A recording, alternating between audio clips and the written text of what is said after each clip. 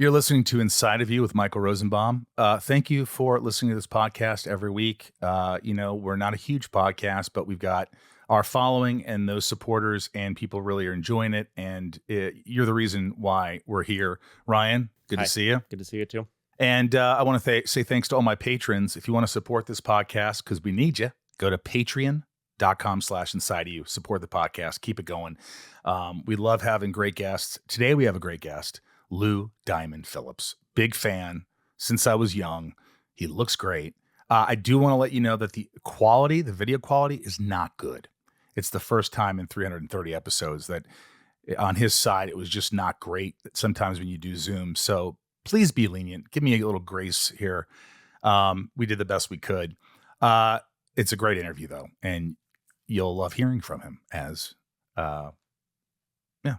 about it. But also, if you want to go to my Instagram at the Michael Rosenbaum and go to my link tree, you can go there for cameos, join Patreon. You can watch other videos. There's so much more of the Inside of You online store. There's great new t-shirts with my face on them if you really want them. And when other cons are with me and Tom Welling, Washington State is coming up. So you might want to go to Washington State to see me and Tom and do a Smallville Nights. We're also doing a Smallville show in October in New Jersey. And also, I think we're doing one in Tampa Bay down the road. So you might want to get tickets and come join us and take some pictures and just enjoy life with us. Also, you can go on the Instagram link tree if you want to listen to my music, Sunspin. We've got a new album that we're working on, but there's 2 albums that you can listen to then, and tons of merch, and Rosie's Puppy Fresh Breath. If you want your dog's breath to smell good, it's just a cap full of water in your dog's bowls, and bam. I love it. You can get it on Amazon, and I appreciate it. That's about it, Ryan. Is that it? Is it? I guess so. I think that's it. I think we should get inside of Lou Diamond Phillips. It's my point of view. You're listening to Inside of You with Michael Rosenbaum.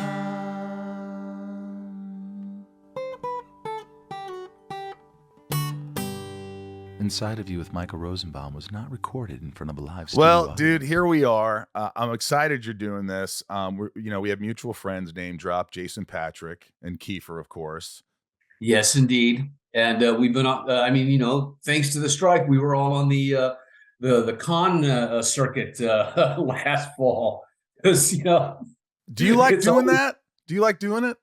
I got to tell you something, man. I've likened it before to doing theater and meeting fans at the stage door.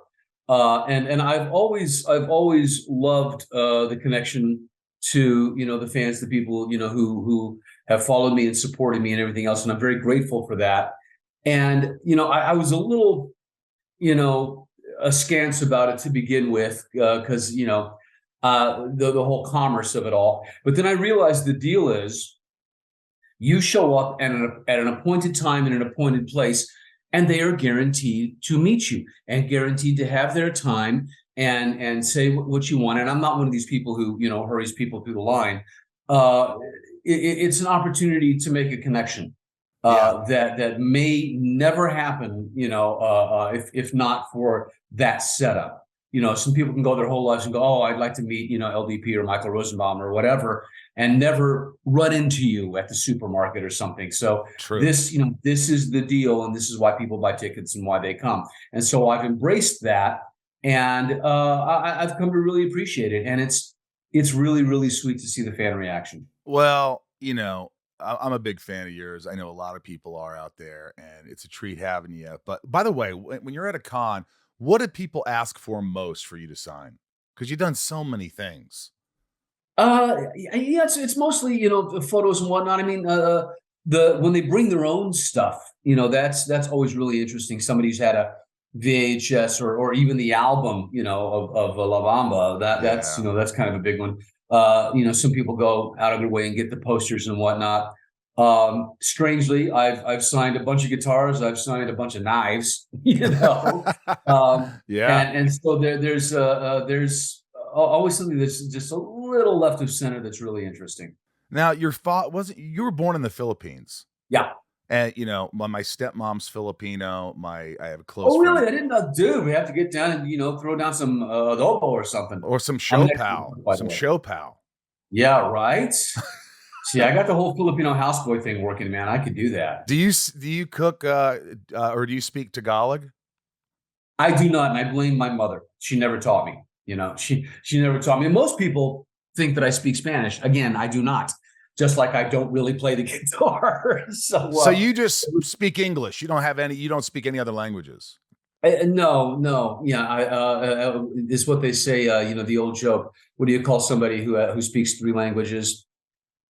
Trilingual. Somebody who speaks 2 languages. Bilingual. Somebody who speaks only 1 language. American.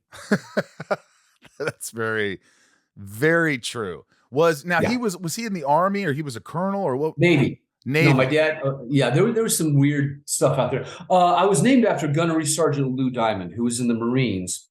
And so some people get that overlap. My father, Gerald Upchurch, my biological father, was in the Navy. Met my mom there. When he passed, my mother remarried also a Navy man, George Phillips, hence that the last name. And we traveled a lot when I was growing up. Different Navy bases all over the place, and then finally settled down in Texas. So how old were you when your father passed? I was very young. I think I was like just past a year old, something like that. Okay, I never knew Gerald. My cousins on the Upchurch side of the family and I are very close. But as far as I knew, George Phillips was my dad and always my dad. So good upbringing, very supportive, great, fantastic. Didn't care that you wanted to be an actor. It's so funny, man, because it goes back. I was maybe 12, 13. We were already in Texas at the time.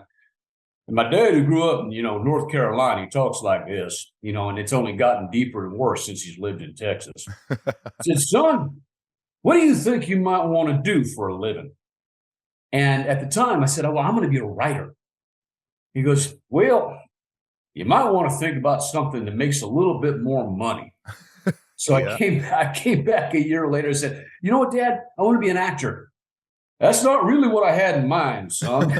You just went from the sublime to the ridiculous. Yeah, exactly. But it was one of the most wonderful moments. I decided to major in theater in college. I went to the University of Texas at Arlington.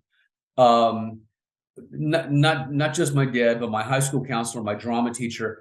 They all tried to talk me out of majoring in drama because it was just inconceivable to anyone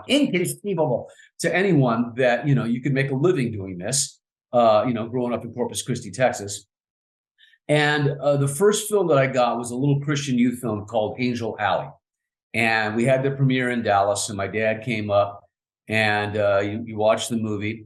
And then, we went back to the apartment that I had by UTA, and we had a 6-pack. And for some reason, we sat on the floor. We didn't actually sit on the couch. We sat on the floor around the coffee table. And we popped one, and my dad said, son, I think you're going to be all right. Really? It was huge, man. That was sort of the acknowledgement that, okay, I get it now. I get it. And how old were you? 19. 19. No, maybe I was 20. Yeah, maybe I was 20 at that point. Yeah, I don't know if I ever got the acknowledgement still to this day with the success I've had.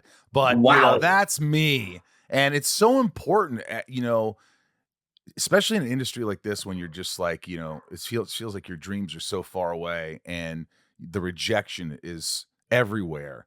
To have at least your dad or your parents in your corner to say, hey, we like what you're doing. And you do this, you go with your heart. So I think it's a big deal, man. It is a big deal. And it's, I taught a residency at UTA this past fall because I had the time. And it's that thing, you and I both know, you've got to create a network of support. You have to have some positive reinforcement because it is so difficult in the business, anyway, the rejection is always there, every audition, even when you get the job, people are going to review you for it, or maybe the movie doesn't do well, or the television show gets canceled or whatever, it's a lifetime of that. And not only do you need a thick skin, but you need people around you to sort of lift you up because it can push you down, It's important, especially if that starts with family and close friends. Who are the actors that you looked up to that you were like, I want to be them. I want to have their career. This is what I want. Coming up in I'm a little older than you, Michael. Not much. Coming up in the early 70s, as a teenager, I mean, the films that I watched, and snuck into R-rated movies, and it was the De Niros and the Pacinos and the Hoffmans and all of those guys, the New York contingent, John Cazales, the Coppola, Scorsese, a lot of those films were really what spoke to me, because they were not only character studies, but they were done by character actors. And I looked up, and I knew from the beginning that I was not going to be destined to be Robert Redford and Paul Newman or anybody like that. And I looked at these swarthy, dark-haired, ethnic dudes and went, I could do that. I could do that. And the sort of prerequisite is you work on your acting, because maybe you're not going to skate on your looks. That's really what I aspired to, was to be that kind of an actor. And even in high school, even in college, because I was doing many, many different kinds of roles, I always considered myself to be a character actor. And then when I started getting leads in Hollywood, that was a bit heady, man. That was sort of overwhelming, because all I ever really wanted to do was to work, to be a part of the industry. I'm surprised you didn't whip out the when I said your idols, you didn't whip out Jack Nicholson, because you and I were doing kind of dueling Nicholsons at one of the cons. We're gonna do some dueling Nicholsons. He was one of my big touchstones, in the 70s as well. But I was never gonna be quite like Jack. Lou, I'll tell you what, even though you might not have had the talent in your eyes, but you always had the coolest fucking name, didn't you? Well, I did, man. You gotta have something. There was one thing I wanted to be the longest up on the billboard. Lou Diamond Phillips. We can't fit your God blessed name on the marquee. I love it. How old were you when you did La Bamba? 24. What do you remember the audition? Huge. It was, I mean, the thing is, it was so random, man. It was lightning in a bottle. I got the call. I was paying my bills in Arlington, Dallas, Fort Worth. I was doing professional theater. I was doing, a lot of commercials and industrials, the occasional cool little spot. Like I was a day player on the Dallas series, which was way cool. And I've stayed friends with like Linda Gray and Patrick Duffy. That was crazy, man. So I get a call from the agent saying, okay, you got this audition for a musical about Frankie Valli. And I mean, Frankie Valli in the Four Seasons. Now we have Jersey Boys, but it didn't exist then. Right. And I thought, Jerry, I thought, okay, I can do that. Yeah, I can do that. Sure. I'll get a perm, whatever. And so I go down, and the funny thing is, and I think this is why she thought it was a musical, is that the audition was actually held in a legit theater in downtown Dallas, and so went down there.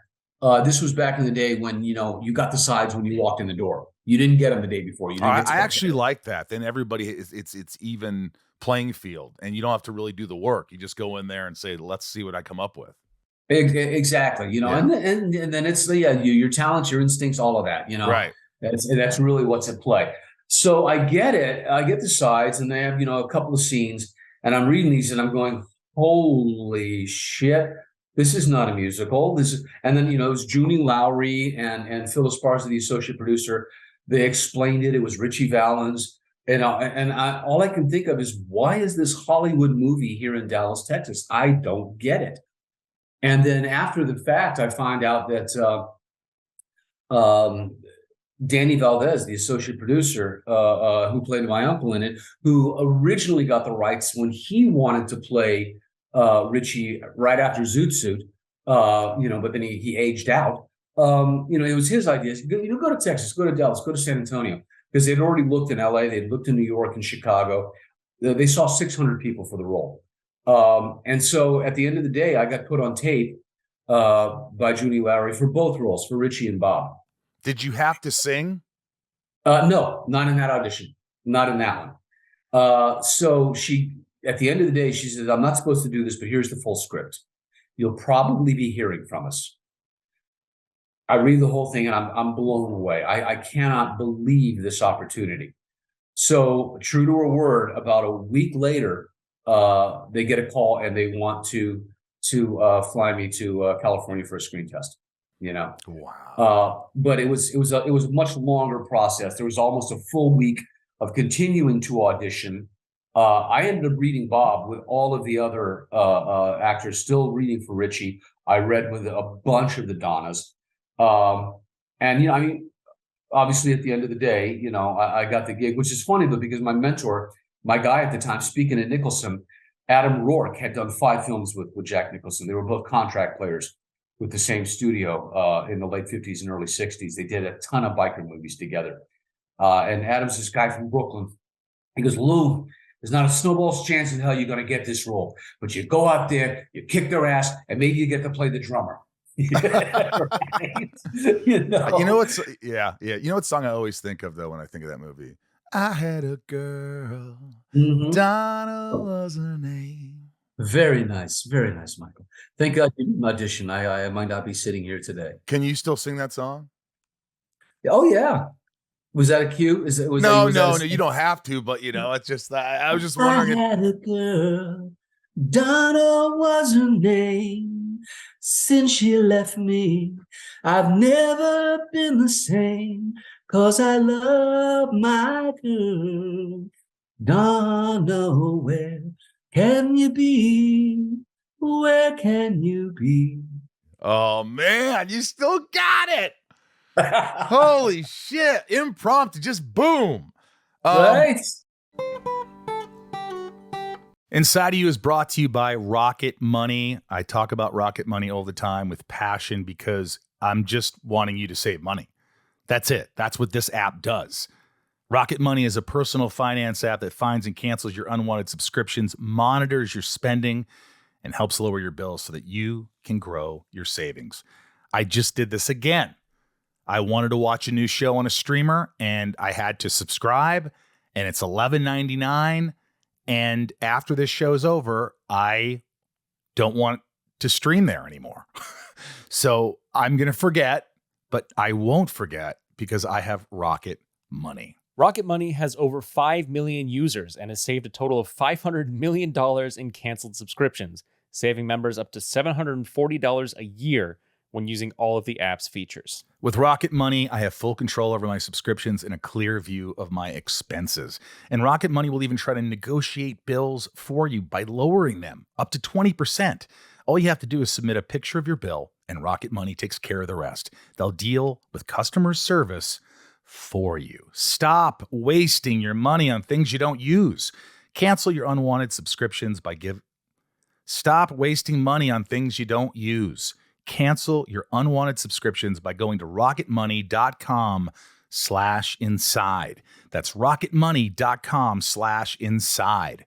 rocketmoney.com/inside. When did they make the call and say, you got this? Okay, so like I told you, we've been, auditioning all week long. They finally brought Isai in. And one night, after I'd read Bob to all these Ritchies, one night, Luis Valdez says to me, Lou, when you come in tomorrow, you're going to read for Ritchie. I was like, oh, okay. And I'd heard his direction for like 3 or 4 days to all the other, young actors. So came in, read Ritchie's with a bunch of Bobs, and then read with Isai. And then this was like on the Wednesday evening. So Thursday now, we're going to do a screen test. So they lock me into Ritchie. I go, Isai, Rossana De Soto, Danielle Von Zernick, and Elizabeth Pena are all screen testing with no competition. And now I'm reading for Ritchie, and there's another guy that I'd never even seen before. He was a soap actor at the time. So he comes in, and I think, okay, well, I'm still in competition for somebody, right? as I'm standing outside, I remember I used to smoke, so I was standing outside the studio while the other guy was doing his thing. I'm sitting there, and then this T-Bird pulls in, bright red T-Bird, and out of it gets this dude in a in a white tank top and a black leather vest, pair of Ballarama Ray-Bans wrap around, and he whips him off. He looks at me, and I thought, oh my God, that's the real Bob Morales, and it was, So he shows up to the screen test, and I'm like, oh geez, no pressure now, right? So that happened on Thursday. The next Friday morning, they call me back in to continue to be the reader. So now I'm going to read with a bunch more, Donnas, because Luis wasn't really sold. Now, all week long, everybody in the office had been so nice to me. And this Friday morning, nobody's talking to me. And I'm thinking, oh man, I didn't get it. And everybody's too embarrassed to, to look me in the eye now. And then so lunch comes along, and Luis says, Lou, I need to see you in my office. And I think, okay, they're dropping the boom. This is it. This is the thank you. But, so I go in, and Julie Lowry's there, and Danny Valdez and Taylor Hackford. And Luis sits me down, pulls a chair over close to me, like he's my uncle or something. And he goes, Lou, how would you like to play Ritchie Valens? I'm like, and so then they took me to lunch, then took me straight to the airport because I had to go home and pack, I packed for 4 days. And so I had to go back to Texas and pack up for, a 6-week shoot. So, it was changed crazy, your man. life, changed your freaking changed my life, the whole trajectory of my career. So that's why I never, ever feel put upon when somebody wants to talk about La Bamba, or they want me to sign whatever, or they yell, "No, Ritchie," from across the street. I will always be grateful for that film. Man, the first thing that comes to mind is, because I'm kind of a nostalgic guy, is like your parents when they're sitting in that theater and they watch their son playing Ritchie Valens. Do you remember their faces or the way they responded? It's funny. My parents were divorced at that point, and my dad must have driven 20 miles. He was in Mexico, like way up in the mountains, like Tegucigalpa or something. He had to drive back down into the city to get to a movie theater, but he did it, and he called me long distance, and he was over the moon about it. My mother's hilarious, man. I mean, I don't know if it's a Filipino thing or whatever. I could win the Nobel Prize, and my mom would go, pretty good. Pretty good. That's the extent of the praise I get from my mom. Oh my you watch the movie, you go, pretty good. Are your parents still with you? Oh yeah, I got them both. How old are they? They're in their early 80s. They were young. When I came along. Wow. And let me get, maybe I'm wrong, but didn't you do Stand and Deliver before that? No. Or no. Eddie is kind of flipped the timeline every once in a while. I did La Bamba. I got paid scale. Scale. What was scale back then? Like $1,100 a week for 6 weeks. Yeah, so I made like $6,500, and I gave half of that to my mother. Just like Ritchie would have. And so now I got $3,500, $3,000 left. By December, I'm out of money. I think I'm gonna have to go back to Texas. I'm splitting rent with 4 people in LA, by the way. And in the nick of time, I book a Miami Vice. Okay. I make in 1 week because I'm a guest star. I make in 1 week on Miami Vice what I made the entire shoot for La Bamba, and the funny thing is that episode, which is called Red Tape, also starred Viggo Mortensen as my partner. Wow. And Annette Bening as the girlfriend of the bad guy. Come on. No, it's the truth. Yeah, that's amazing how you do this huge movie. It's a blockbuster, and you got paid scale, and now you're just trying to pay rent, and you land a Miami Vice thing, and Exactly. it keeps you going. And so, but here's the thing. I do one scene with Eddie Olmos. Now, Eddie Olmos had done Zoot Suit with Luis and Danny Valdez, right? So the reason I didn't get a gig until Miami Vice was that I was an unknown kid from Texas playing an obscure Mexican-American rock and roller in a negative pickup from Colombia. It did not have hit written all over it, okay? So nobody was getting ready to give me another lead role. And so now I get to Miami Vice. Eddie knows what's what, that, oh, you're the kid who played Ritchie. Okay. And we did one scene together. And Eddie says to me, what are you doing next month? This was January of 87. And La Bamba doesn't come out until August. I said, I'm not doing anything. You want to have lunch? And he writes down a number. And then he goes, when you get back to LA, call this number. And it was Ramon Menendez, the director of Stand and Deliver. And Eddie said, I'm doing this movie next month. Yeah, you have to be in it with me. And that's how I got Stand and Deliver. I mean, if you don't do Miami Vice, you don't do no I Stand probably and don't Deliver. get Stand and Deliver. And see, that's just it, man. We talk about, training for the business, but right place at the right time. You have to have, all of the preparation in the world for when that, luck, intersects with all the work you've done. Yeah, and how long after La Bamba, when that came out, how did that work? What timeline was that? When did that come out? The following year. So La Bamba comes out in 87. Stand and Deliver was actually an independent film, so it did not have distribution. And you didn't get paid much on that either. Scale. And probably less than La Bamba because it was a faster shoot. Wow. So, yeah. That is insane. So, but you do back-to-back hugely successful movies, and now it's got to be Stand and Deliver that now you're on the map. Now they're seeing you as someone, not just Ritchie Valens, a one-trick pony, but this guy's got it. Yes. And that's when the offers started coming around? The next film I did was an offer. And that was the funny thing is I didn't even see it coming. It was Young Guns, right?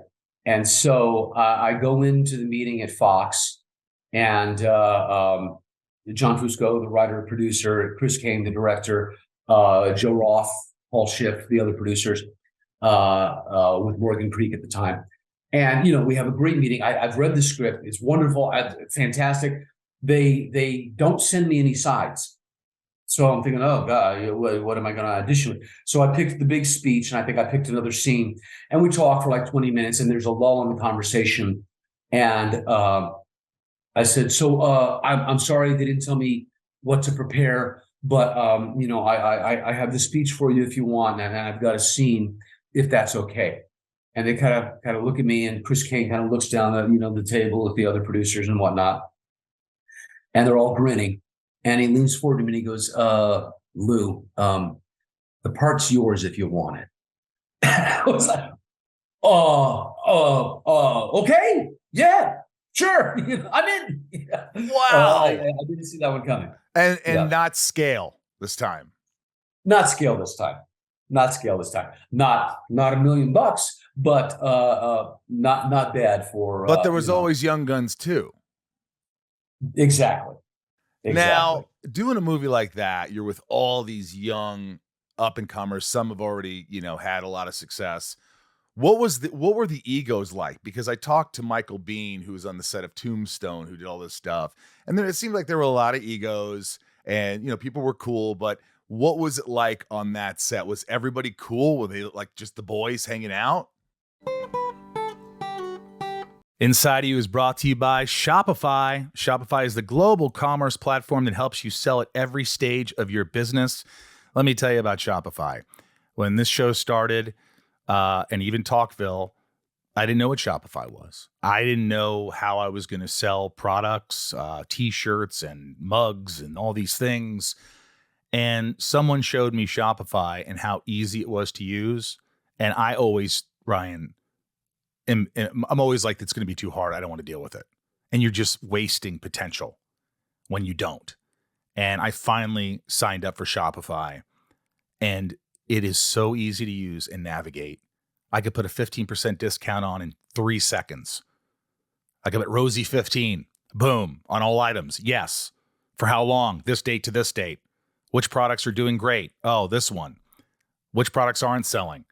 It's so easy to navigate your analytics. See how much money you're making every month. It's right there. Compare to months before. I love Shopify. From the launch your online shop stage to the first real life store stage, all the way to the did we just hit 1 million order stage, Shopify's there to help you grow. Shopify helps you turn browsers into buyers with the internet's best converting checkout, up to 36% better compared to other leading commerce platforms. And sell more with less effort thanks to Shopify Magic, your AI-powered all-star. Plus, Shopify's extensive help resources are there to support your success every step of the way. Whether you're selling scented soap or offering outdoor outfits, Shopify helps you sell everywhere. From their all-in-one e-commerce platform to their in-person POS system, wherever and whatever you're selling, Shopify's got you covered. Because businesses that grow, grow with Shopify. Sign up for a $1 per month trial period at shopify.com/inside, all lowercase. Shopify.com/inside now to grow your business no matter what stage you're in. Shopify.com/inside.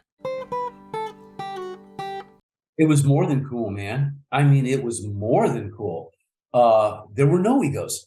And it's, I guess if anybody had a right to have one, it would be Emilio, because he'd had the most hits, kind of founding member of the Brat Pack and all that. But no, man, I mean, everybody got along like long lost friends, and we were at summer camp. I mean, there really was no pecking order. And it just, I don't know. I mean, they still do it on some of the bigger films, but back in the day, they brought us out for a week-long cowboy camp, of writing and shooting and, knife practice and all this other stuff, screen tests and whatnot. So we got to hang out a lot. And by the time we were shooting, the funny thing is we shot the trailer on the very first day. The one where we're coming up and we're pulling off the masks. Yeah, that was our first day of filming, because Fox had already set a June release date. And we were shooting this in January, So, there was never a problem in that respect. You know what I mean? It very, very much felt like an ensemble. Would you do, now I don't remember exactly what happens in Young Guns 2. It's been a while. But look, what if they revamped it and did something where it's like you're all older now, you're old friends? I don't remember exactly what happens, but would you consider that? Not only would I consider it, I said yes to it. Why wouldn't they do something like that? That could be a real cool story. Well, here's the thing. Old guns. A lot of people on the interweb, there was a rumor going around, and it's persistent, about a Young Guns 3. And it's because Emilio wrote a script. And this is recently, this is in the last couple of years. Emilio wrote a great script doing just that, adding, the timeline to put us at the age we are now. And without giving too much away, those of us whose deaths were off camera get to come back, and it's a fantastic script. And John Fusco, the original producer, is, behind it as well. And Emilio, was going to direct. Morgan Creek has put the kibosh on it for the time being. Emilio literally was doing, location scouting and had done storyboards, and I saw all of this, and he was far down the road toward production. But for some reason, Morgan Creek would like to, control the property. But as far as I know, they're not doing anything with it. So it just seems really counterproductive to me. Well, maybe this podcast will get the fire burning. There you go. Seriously, you go. I would love to see that. It wasn't called Old Guns, was it? I think, it had Young Guns, and then the young was shot out. So it's still kind of like Guns, the shooting blank guns. Middle-aged guns. Rusty guns. Older but wiser guns. Cialis guns. Yeah. That's awesome. I hope that works out, man. And by the way, Emilio always seems like he's, out of all the actors you work with, do you think you find him the most elusive, The sort of one that he doesn't like do a lot. He doesn't like, publicity or anything like that. Is that what you get from him? 100%. Yeah, 100%. I mean, yeah, I mean, we all like our private time and whatnot, but I mean, he's unless he's got something specific to do or a reason to put himself through that, I think he likes his distance, his space. Whereas a lot of the other guys, I mean, Kiefer obviously and German, a bunch of guys are just a bit more affable. Although I mean, I don't mean to paint the picture of Emilio being an introvert at all. I just think that he likes his quiet time, and then when you're with him though, the guy's a hoot. I mean, he's hilarious. That laugh. What's that? You still talk to him? I spoke to him specifically about this project probably a year and a half ago now. So, but I haven't seen him in person in a while. Whereas as I get to cross paths with some of the other guys. I recently caught up with Casey Shimashko. And strangely enough, it was on a red eye from New York. So, I mean, from LA to New York. It's like, wait a second, I know that voice. I have a feeling you still talk to Eddie James Olmos. All the time. Absolutely. He just had heart surgery or something, right? No, man, he had throat cancer. Throat cancer, yes. He had throat cancer, and it was a real scare. And God bless him, he beat it, man. Yeah. He beat it, and he's back, and he's good. He's really good. I saw him a few months ago, again, at a con. Also, like 6 months ago, Turner Classic Movies has a film festival in Hollywood, and it was the 35th anniversary of Stand and Deliver. So Eddie and I did a panel, which was fantastic, So he's such a wonderful guy. No, he's doing great. Plus, we had done another film together. We did a fabulous film that his son Michael co-directed with Yusef Delaria, and it really kind of gave the world Gina Rodriguez, who became Jay the Virgin. But this was like a breakout role for her. We went to Sundance with it, called Philly Brown, and it's really a fantastic little movie. I got to check that out for sure. Yeah. Have there ever been like tough times? Because you talk about, I mean, all this success and everything, and like this podcast talks a lot about mental health and like journeys, and people hit ruts and what do they do, and depression. And I've dealt with a lot of depression and anxiety and things that I've been working on. Have you dealt with any of that? Have you had like really hard times where you have to, either get help or work on yourself? And how do you get out of that rut? That's a great question, brother, because, I mean, I tell young actors all the time, man, it ain't all sunglasses and limos, Yeah. And sometimes the phone doesn't ring, and,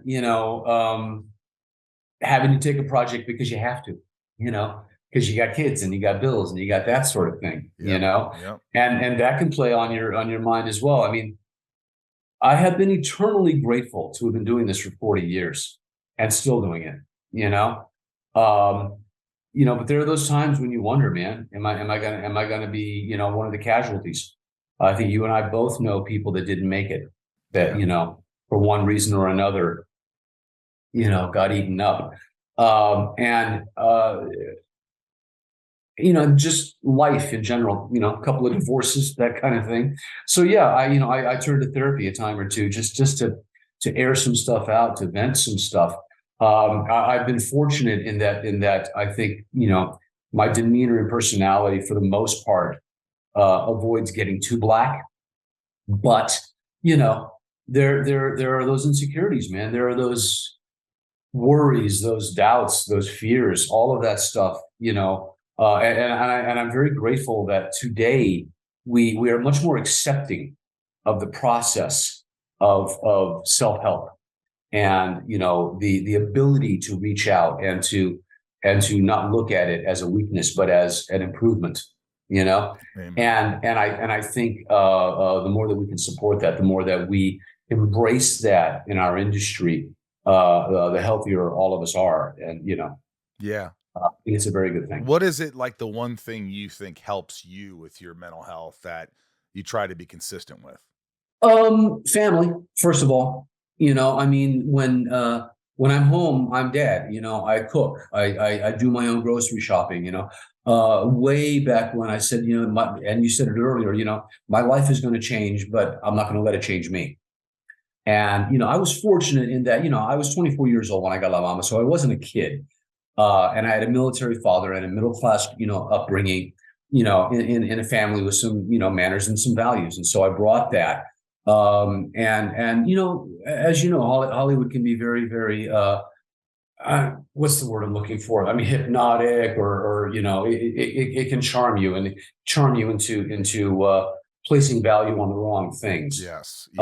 But especially when I had kids, then it became like, okay, I have responsibilities, I have priorities, I have to take care of myself to take care of them. Yeah. And that helps you to rationalize the choices that you have to make. You may not always like them, but you got to do it. You know, and so that kind of became my North Star. So between that and my literal love of the work,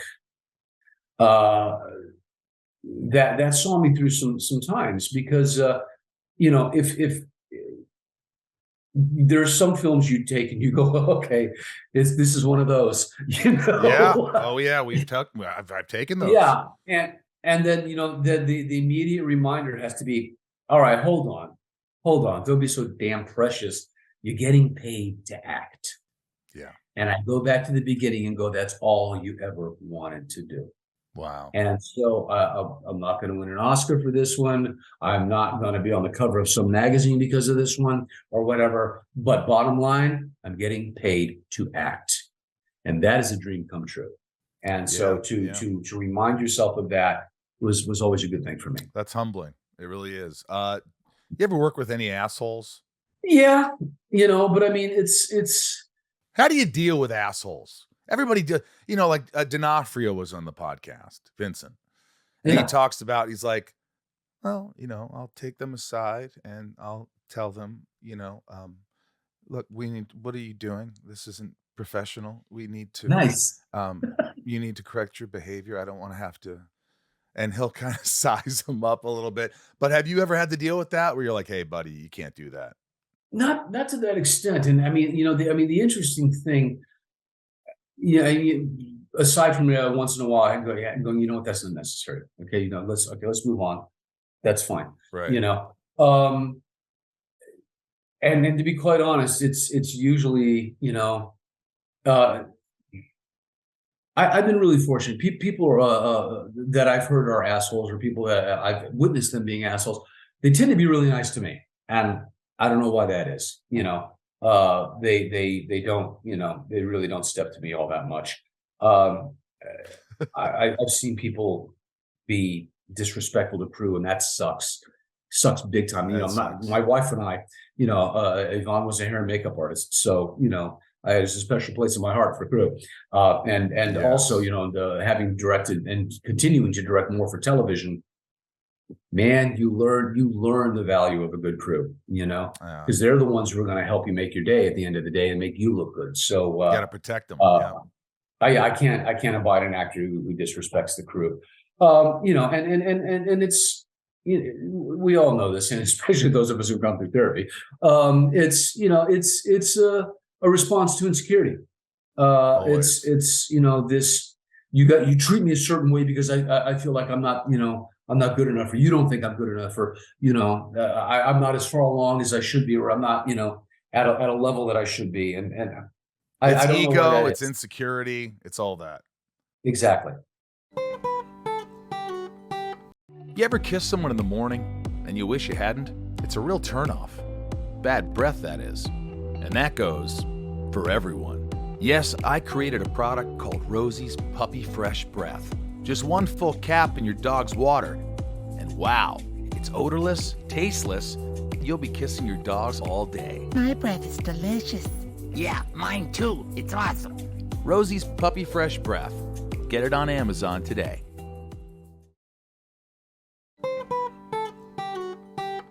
I love that you've done Broadway. I mean, you did The King and I. You got nominated for a Tony, a Drama Desk Award. Like, You do it all. You direct, you write, you wrote a novel, right? Yeah. I mean, you do all these things. Is it just something that it's like, I'm acting, I'm getting bored. I got to do something else. I got to write now. Or is it just that you just have passions for doing all these things? 100%, man, because that's what I did in high school. It's what I did in college. I just have a bigger stage now, which is wonderful. But I was writing plays in high school. I produced plays in college professionally. I literally went door to door to businesses selling ads in my program to raise the money to mount productions. I was directing, in college. My first professional gig was a comedy troupe called the 0 Hour, which a bunch of alumni from UTA asked me to join them after my first audition for Dracula on the main stage there. That was my freshman play. And, so it became this ensemble of people who wrote stuff and, created things. And I'm an artist as well. So I was, doing making a lot of the props and doing that kind of thing. My wife is a much better artist than I am, which is why she illustrated our novel together, The Tinderbox. I did it all and I had passion for it all. And I continue to do it now. And it's never out of boredom, but it is out of certain, character quirk that I can't not do nothing. I can't do nothing. I can't sit around and do nothing. A work ethic that just says, you should be doing something, man. Yeah. So I've learned to relax a little bit more. But at the same time, I've often said it. I work harder when I'm not working than when I am, because when I'm working, I focus on one thing. Yes. That's what I'm doing. I eat what's in front of me. But when I'm not, it's like, okay, I should be writing this, or I literally have a couple of different irons in the fire, directorially, writing wise, that sort of thing. There's a sequel already completed to the Tinderbox Soldier of Indira, called The Tinderbox Underground Movement, and that'll be coming out, later this year. Wow. My wife is doing the illustrations for that as well.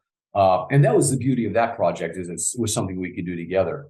But even some of the other things that I'm developing, whether, I've got a miniseries idea going on, I've got a couple of films that I'm attached to. Yvonne is intrinsic to those as well. We have a production company together. So, hopefully we'll get one of those off the ground, and we'll see more from our collaboration. I love that. I always found that there was this quote. It's a simple quote, but it just said, it just weighed on me. It's just so true. It says, "You're not bored. You're not tired. You're just bored." Wow. So a lot, and it made sense, because I'm at home. I'm not doing a lot. I'm like, I'm tired. You're not tired. You're not. There's nothing around you to get you motivated. You won't be as tired once you have something going. And so that's when you get yourself going. And it's so true. I have to mention Longmire. Yeah. Because people love that. I've had Katie Sackhoff on here, and who I adore. We all adore her. And she's got her own podcast. I'm sure she's going to ask you. But again, is this a show that you would revisit? Oh, 100%. Absolutely. I mean, it's that character, especially. He's certainly in the handful of what I consider to be, iconic landmarks of my career. 6 years is a successful show. Yes. There are tons of fans of the books. And he was very different, very, very unique to, some of the other characters that I've played. And when we finished it, we all had hopes that they would revisit it, because it was Netflix and it was a new thing, and other actors have done this before too, where, or other projects where the series finishes and then they go back and they do standalone movies. So we had always hoped that they would, come back and, let us do a Longmire mystery or two based specifically on the books, because the series, it drew from the books and was inspired from the books, but it never replicated any one of the plots. And so, Craig has 16 novels now. It's like there's no shortage of great thriller mysteries if you were just to film those books. Yeah. So I know that we would all, be interested in revisiting it. Oh yeah, I feel like all the actors would want to do that, and the audience would want it. You had a great, viewership was great, and obviously it lasted many years. So yeah, I hope to see that coming. All right, this is called Shit Talking with Lou Diamond Phillips. I'm in. Now some of these questions are from my patrons, patreon.com/inside of you if you want to ask questions. I'm going to ask them. It can be rapid fire, or you could if you need to take time, whatever. Nikki L, what surprised you the most about Ritchie Valens while preparing for him for the role? That he was 17. I didn't know that. I had no idea that he passed so young. Crazy. His career was only 8 months long. Wow. How long did you have to learn all those songs? How much time? 1 week. 1 week. How many songs? I was 16 with like a dozen different versions. How do you do that? I could barely learn a song in a week. Bro, I was scared to death. I was scared shitless every single day. And I didn't play guitar. So part of my day, there was a couple of hours learning the notes by rote with a wonderful guy named Jim Fox. So, and they'd already recorded all the songs. That's not my voice in the film. It's David Hidalgo from Los Lobos. I had to learn all the lip sync, and I had to learn all the guitar sync, and I had a week to do it. Or there's some songs you didn't really know, and they were filming in them. They go, "What is it again?" And you have to keep, trying it.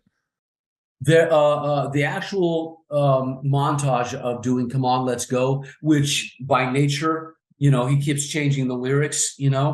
So well, so now, there were all of those different versions. And we had an hour to do it at the end of the day, or we would go into overtime. And I remember the producer stepped in and said, "We don't get this in an hour. It's not in the movie." So they had to put up all kinds of cue cards just so that I would know which version of the song to go into. And when I turn around and almost throw that chair, that was real frustration. Wow. Leanne, what is the one thing that brings you the most joy? Yeah, family. Absolutely family. Number two. Yeah. What's the second thing then? What we do, man. Art, and that's everything. I mean, that's making movies, but it's writing, it's reading, it's watching movies. What a great year for films. They touch you in so many different ways. And so to be a part of that, to be an artist, especially in this day and age, when we really, really need it, we need some beauty in our lives. We need some wisdom. We need some philosophy. We need something that's deeper than what's, merely existing. That's a big deal for me. It's a big deal. Nanine W. LDP. Growing up, I loved Young Guns. What an iconic cast. Any favorite memory or something you haven't talked about or takeaways from your time on set? Is there any one story where you just remember like, I don't really talk about that, but it was, or something? I mean, there's so many. Especially on Young Guns. They just, what is that? Is it 5K or whatever the hell the technology is? As you can tell, I'm an absolute whiz. 4K? I think there's 5K now, isn't there? Yeah. Okay, yeah. So there was a re-release just recently, and we did a bunch of behind the scenes conversations. Myself and Dermot, I think Kiefer, John Fusco. I think they got Emilio too. Wendell Thomas, who was Chris Kane's, assistant on set. So, there are a ton of stories. It's all ridiculous. And they crack us up to this day. We'll still piss ourselves over some of the shit we got away with. There was no TMZ or camera phones back in those days. Amen. So, yeah. Oh. Yeah. Jeanette, what was it like working with Patrick Swayze? Wow, my God. I almost, I spent a transcontinental flight, for like New York to LA. They offered the Dick Brewer character to Patrick first. The one that Charlie Sheen ended up doing, and Emilio enlisted him. But the offer was out to Patrick Swayze, and I ended up on a plane with him, and we had been friendly. And I spent hours trying to talk him into doing the movie.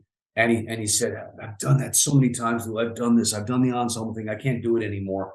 And so I finally understood. And then, obviously they announced his cancer. And I ended up doing the Beast with him in Chicago with, like 20-degree temperatures. And we're out there like 3:00 in the morning and we're freezing our asses off. And I know that, and it's rough because every Monday Patrick has chemo. And so every Tuesday, it's tough. It's tough for him on set, And I said to him, man, I said, bro, why are you doing this? Why are you doing this to yourself? And Patrick says, what am I supposed to do, Lou? Sit on a porch with a blanket across my, lap? No, I ain't going out that way. And, I'll never forget that.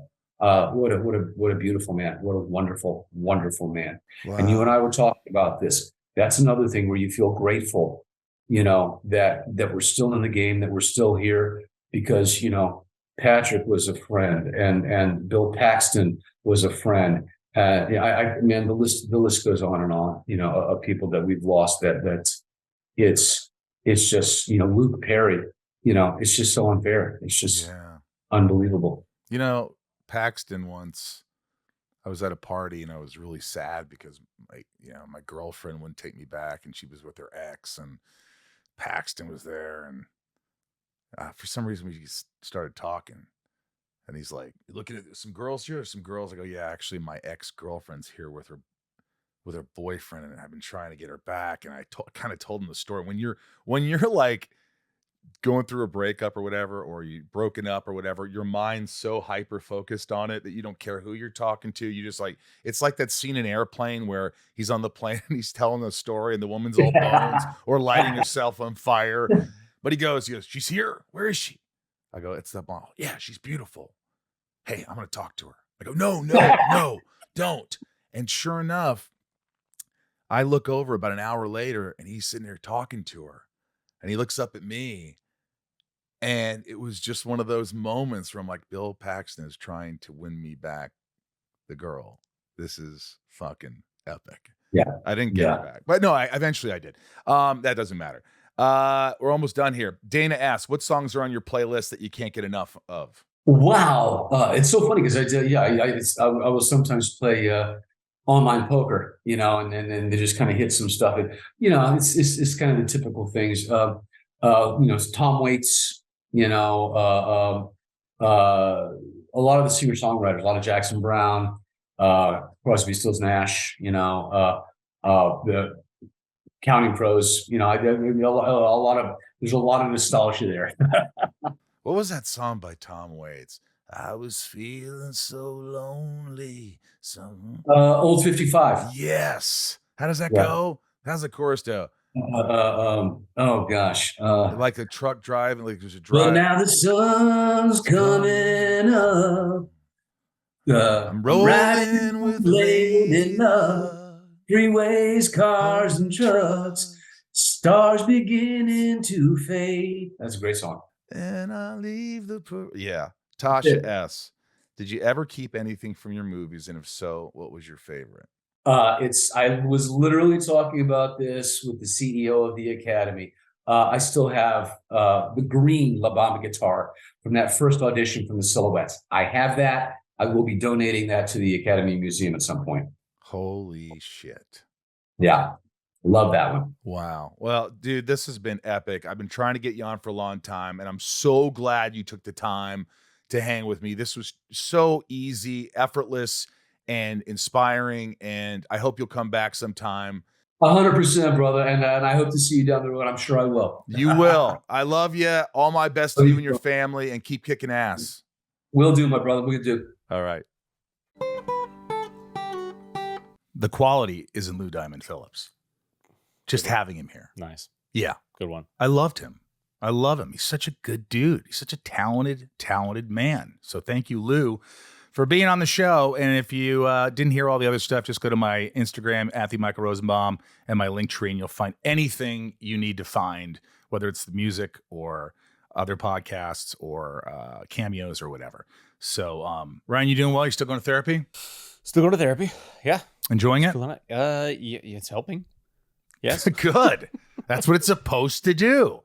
I can't wait for people to hear Patton Oswalt's episode when it comes out because You know, he's dealt with a lot, and I really like that interview. Yeah, we just talked to him today. I know. As So the day it this might be a recording, yeah. while, but Yeah. now he was on. Mhm. So there you go. All right, let's get into the top tier patrons. These are folks that give back to the show and really support and keep the show going. They're my top tiers. Part of the perks, you get your name shouted out, along with boxes sent to from me with notes and so much more. And it's such a great community, and I really love all of you. Here we go. Nancy D, Leah and Kristen, Little Lisa, Yukiko, Jill E, Brian H, Nico P, Robert B, Jason W, Sophie M, Raj C. Jennifer N, Stacy L, Jamal F, Janelle B, Mike E, Eldon Supremo, 99 More, Santiago M, The L, Maddie S, Belinda N, Dave H, Hole, Brad D, Ray H, Tabitha T, Tom N, Talia M, Betsy D, Rhiannon C, Corey K, Dev Nexon, Michelle A, Jeremy C, Mr. M, Eugene and Leah. The Salty Ham, Mel S, Chris, Eric H, Oracle, Amanda R, William K, Kevin E, Jor L, Jamin J, Leanne J, Luna R, Mike F, Brian L, Jules M, Jessica B, Kyle F, Kaylee J, Charlene A, Todd T. Marion, Louise L, Romeo the Band, Frank B, Jen T, April R M, Randy. Sorry, Randy. Randy S, Rachel D, Jen Carolina Girl, Nick W, Stephanie and Evan. Stefan. Charlene A, Don G, Jenny B, 76, John, Jennifer R, Tina E, NG, Tracy, Keith B, Heather and Greg, Ellie K, Elizabeth L, Ben B, Janin, Pierre C, Sultan, Ingrid CH. Hi, Ingrid and Brandon C. Guys, I really want you to know how important it is to me that you support this podcast and you keep doing so. And some of you have been here forever. And I hope you don't get tired of me and you continue to support us and support the show because we like having you around and you make the show better and you're the reason I do it. So thank you. And from the Hollywood Hills in Hollywood, California, I am Michael Rosenbaum. I'm Ryan Tejas. I'm here too. Hey, Ryan. Good to see you. A little wave to the camera. We love you guys. Come visit us next week and be good to yourself. See you.